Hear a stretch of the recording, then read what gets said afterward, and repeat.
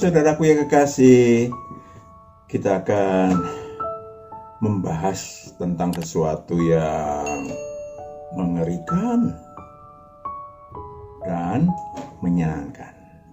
Tapi sebelumnya kita akan mendengarkan satu pujian.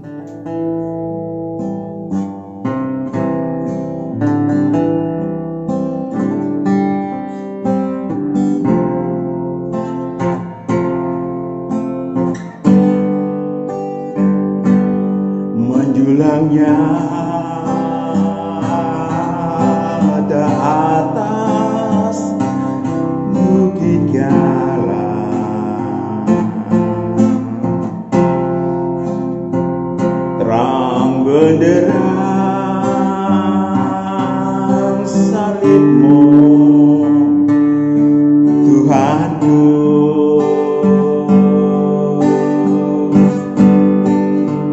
Dari sinarnya yang menyala-nyala,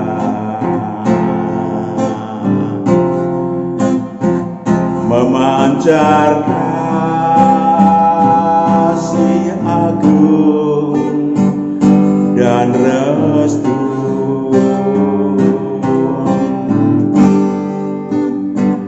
Seluruh umat insan menengadang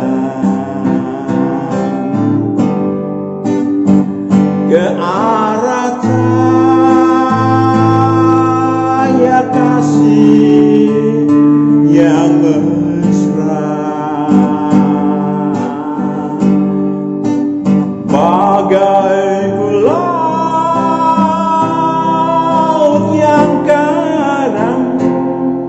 merindukan di ufuk timur pagi mereka. Saudaraku yang kekasih, setelah kita membahas tentang alam maut yang mengerikan, alam maut yang menyakitkan, alam maut yang menjijikkan. Pada session sebelumnya kita akan membahas sekarang dan melanjutkan apa yang disebut sebagai apa sih yang terjadi pada tubuh rohaniah kita setelah tubuh alamiah kita mati, meninggal, wafat. Dan semua orang akan mengalami hal itu. Maka ini penting sekali bagi kita bersama. Amin. Kita akan sampaikan satu ulangan sedikit deh. Bagaimana siksa kubur itu, alam maut itu, yang menyakitkan itu, yang menakutkan itu, yang menjijikkan itu. Begitu orang mati, begitu manusia mati, maka rohnya cuma ada dua tempat, nggak ada tempat lain. Ya, satu masuk ke Firdaus yang tersedia, yang terbuka 2000 tahun yang lalu, dan atau seperti sebelum 2000 tahun yang lalu, yaitu masuk ke siksa kubur atau alam maut. Tidak ada tempat lain.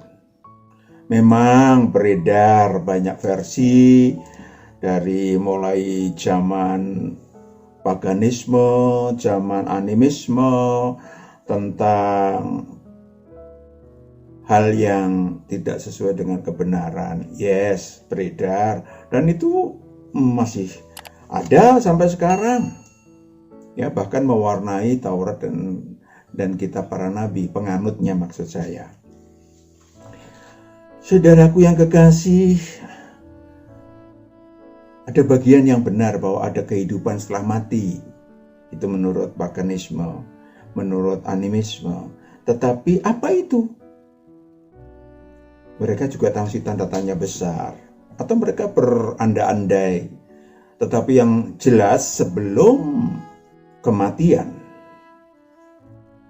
atau katakanlah sebelum kematian, Kalau seseorang melihat, mendengar, menangkap tentang kematian saudaranya, kematian orang lain, maka di beberapa tempat dalam suku-suku akan ada upacara, akan ada acara untuk arwah si mati.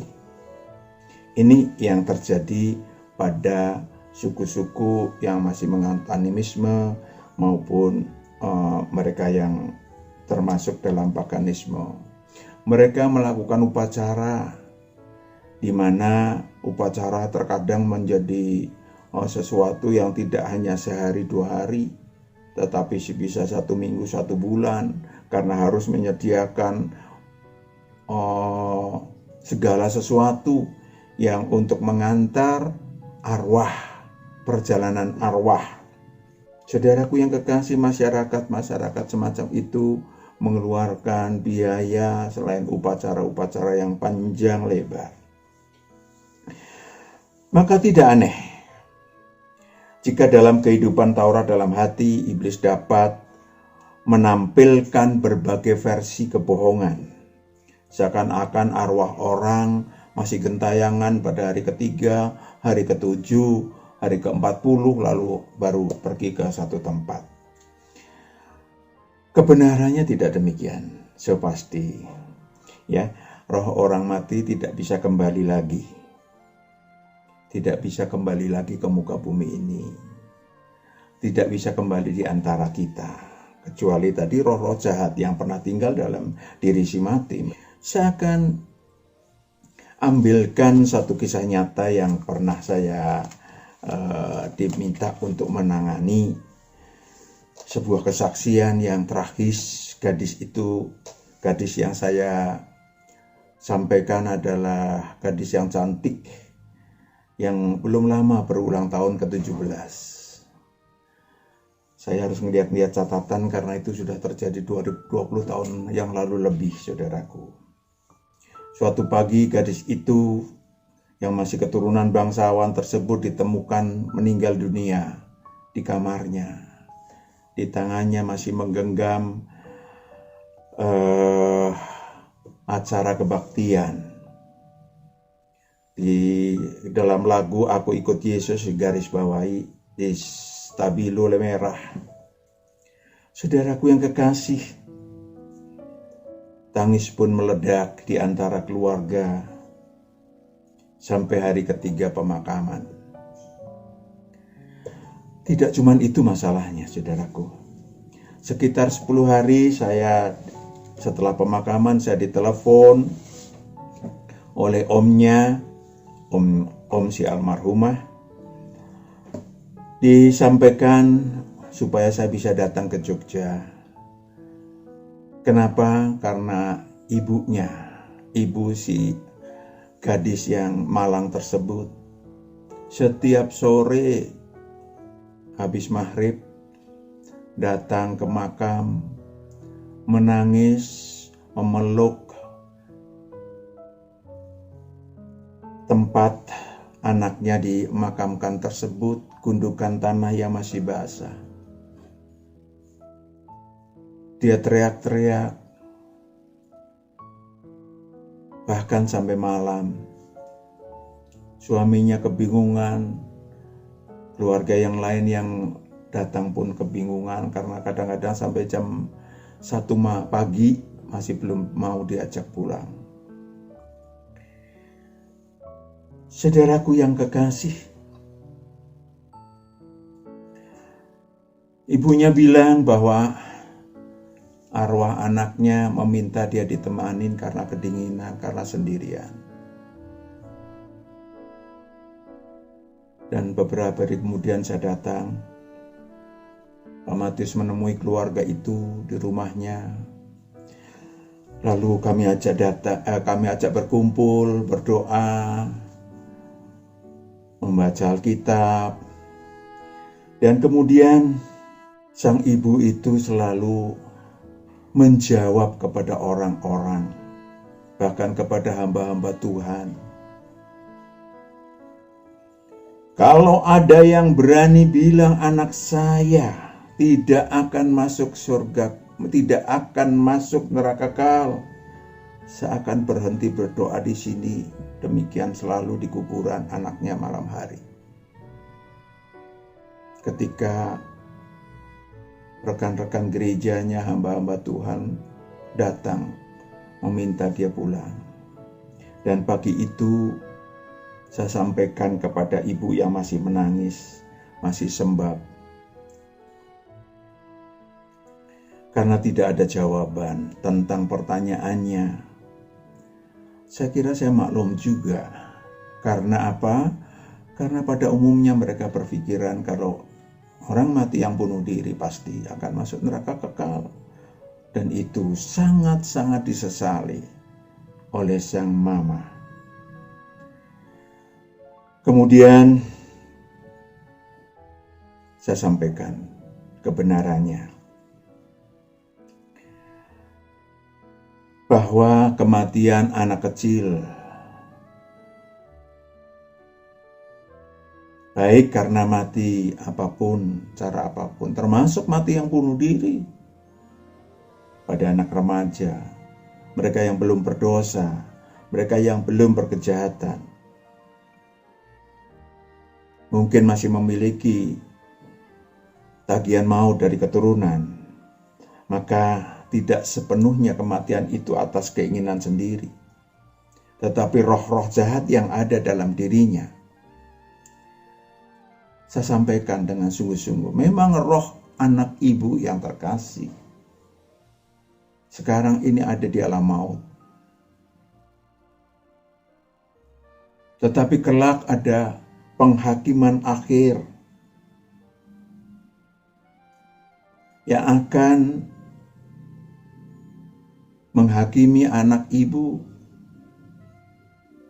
Kalau anak ibu jahat,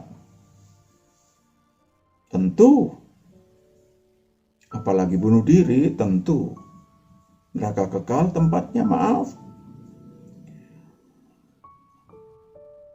Bagaimana tentang anak ibu? Wah, anak saya baik sekali, Bapak. Anak saya ini rajin ke gereja, rajin kebaktian. Dari mulai kecil sudah ingin selalu ke gereja. Sejak remaja sudah ikut pemuda dan seterusnya. Ibu, Bapak lihat bahwa dia menggenggam apa waktu dia bunuh diri. Katanya terseduh-seduh. Nah, jika demikian, mengapa ibu menyaksikan keadilan Allah? Kematian anak ibu yang bunuh diri, ya, itu bukan karena keinginan dia sepenuhnya, karena roh jahat yang tinggal dalam kehidupannya. Tentu seperti tadi Pak Matius sampaikan bahwa kemungkinan besar rohnya akan ke surga kekal. Boleh saya lihat kamarnya ibu? Dan ketika saya lihat kamarnya, kamar anak gadisnya yang ditutup rapat, kuncinya dipegang oleh ibunya. Ketika kamar yang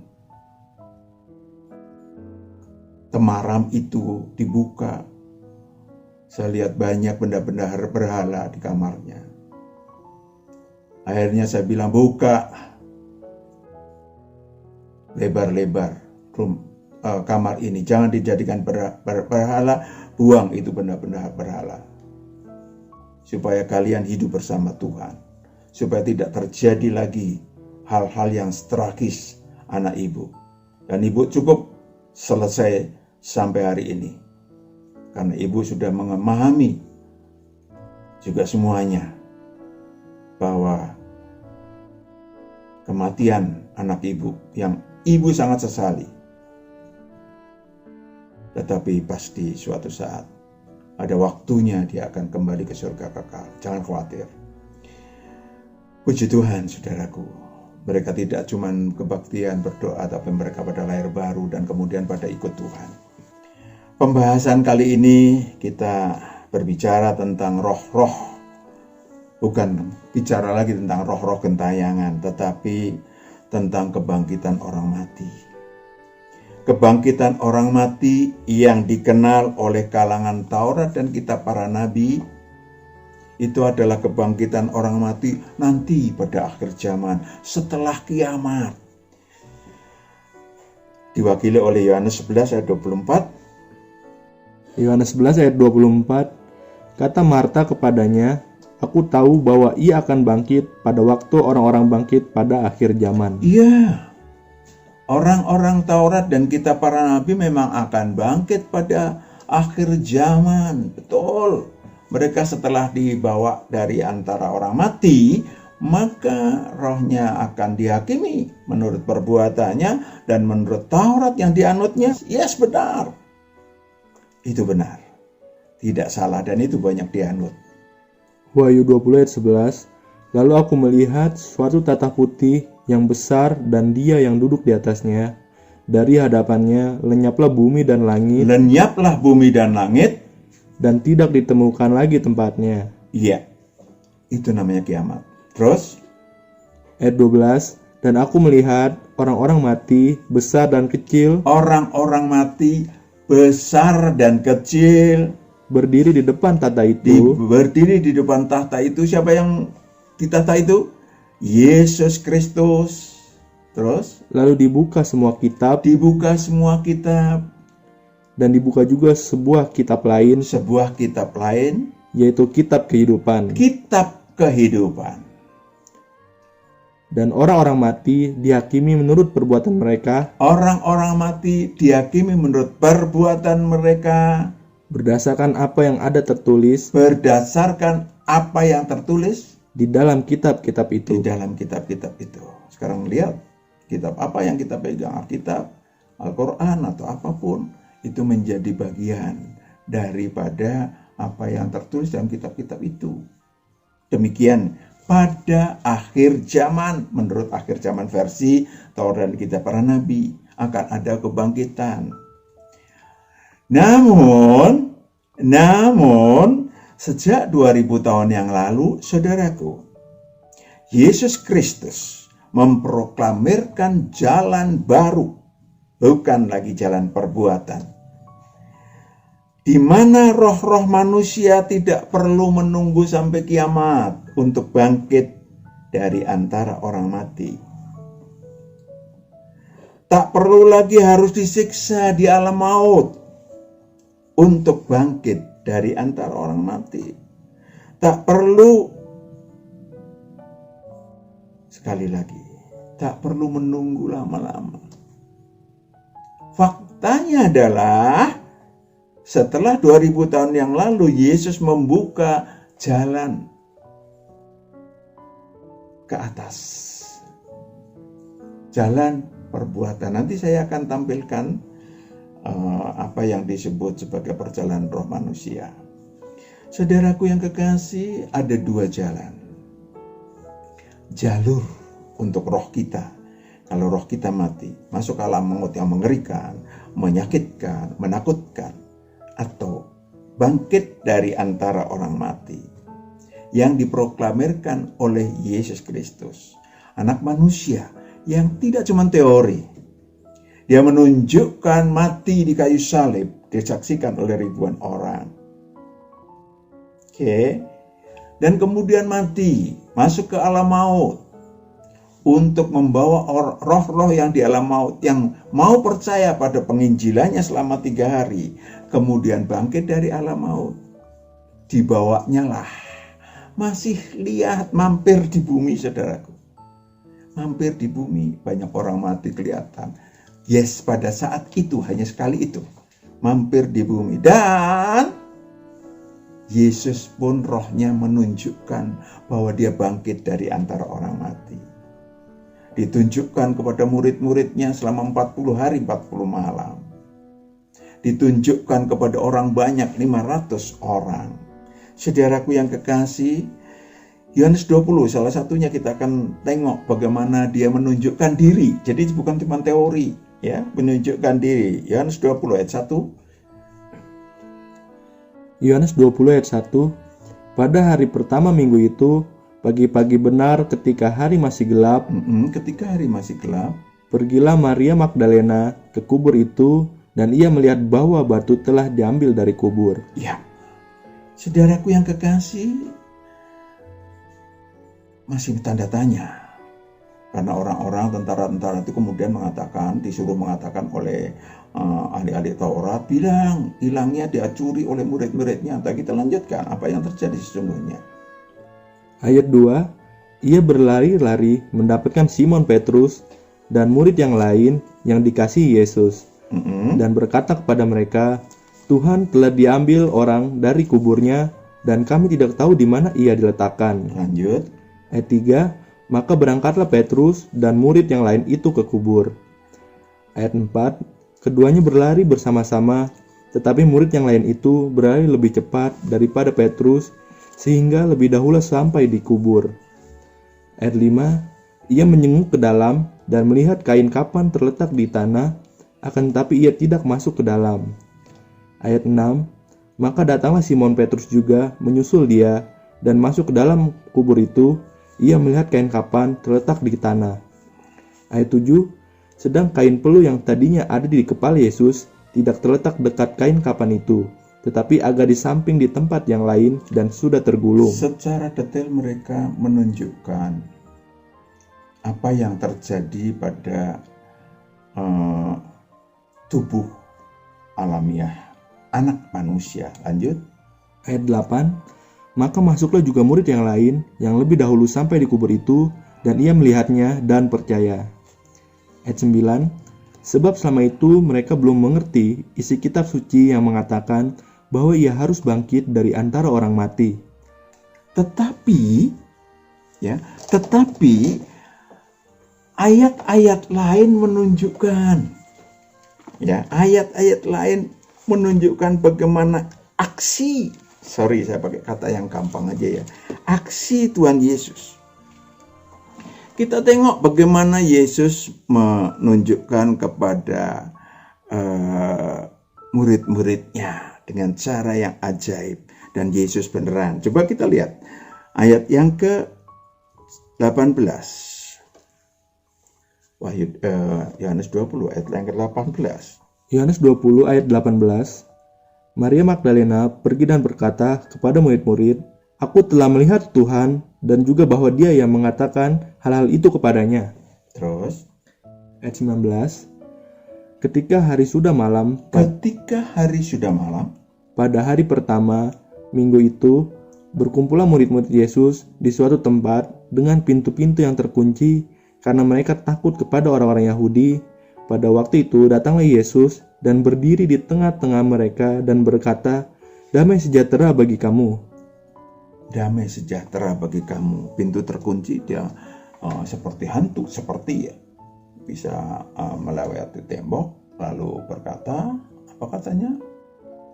Apa yang dilakukan ini sangat penting, saudaraku yang kekasih. Apa yang dilakukan Yesus yang kemudian untuk menunjukkan untuk apa dia bangkit dari antara orang mati. Ayat 20, dan sesudah berkata demikian, ia menunjukkan tangannya dan lambungnya kepada mereka. Murid-murid itu bersukacita ketika melihat Tuhan. Ayat 21, maka kata Yesus sekali lagi, damai sejahtera bagi kamu. Damai sejahtera bagi kamu. Sama seperti Bapa mengutus aku, demikian juga sekarang aku mengutus kamu. Aku mengutus kamu kepada murid-muridmu dan murid-muridnya dan murid-muridnya sampai hari ini, sampai mendatang. Untuk apa? Lanjut. Ayat 22, dan sudah berkata demikian, ia mengembusi mereka dan berkata, terimalah Roh Kudus. Ayat 23, jikalau kamu mengampuni dosa orang, dosanya diampuni, dan jikalau kamu menyatakan dosa orang tetap ada, dosanya tetap ada. Itu dia. Apa yang disebut sebagai pengampunan dosa atas manusia yang didelegasikan oleh Yesus Kristus yang roh itu berlangsung sampai hari ini, sampai mendatang. Apa maknanya? Apa artinya? Apa faktanya? Apa keuntungannya? Kepada murid-muridnya dan murid-muridnya sampai sekarang, sampai selamanya. Fasilitas itu terjadi. Fasilitas diberikan kepada umat manusia supaya umat manusia menikmati pengampunan dosa dan penyucian yang dari yang jahat.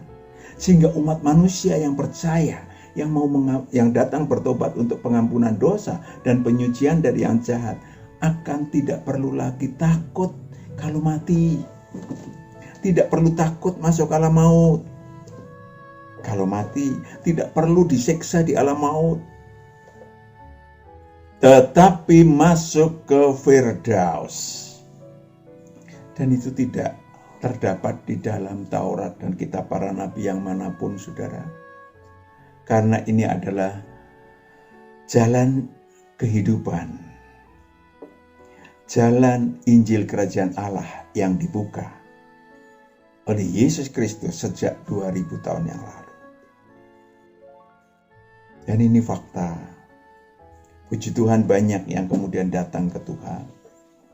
Sehingga tidak lagi takut rohnya masuk siksa kubur kalau tubuh alamiahnya mati. Tetapi apakah yang dimaksud dengan Firdaus, Bapak? Benarkah ada? Bagaimana caranya supaya kalau mati tidak perlu masuk alam maut, tetapi masuk Firdaus? Seperti judul tadi, yang terhindar dari siksa kubur. Bagaimana kalau kita bicarakan yang mendatang? Supaya kita, Anda dan saya semakin jelas. Biarlah roh Tuhan akan menuntun kita untuk mendapatkan kebenaran itu. Tuhan memberkati, kita akan berdoa. Bapa di surga, anak-anakmu sudah mendengarkan kebenaran itu yang daripadamu. Tentang bangkit dari antara orang mati. Tentang kehidupan setelah kematian. Mari Tuhan, Kau yang memberkati anak-anakmu yang mendengarkannya. Memberkati anak-anakmu yang menyelenggarakannya. Supaya semuanya memiliki damai sejahtera yang daripadamu. Sehingga kehidupan anak-anakmu memiliki apa yang disebut dengan kehilangan ketakutan, kehilangan kegentaran akan kematian yang bisa datang kapan saja, di mana saja. Di dalam nama Yesus kami berdoa syukur. Amin.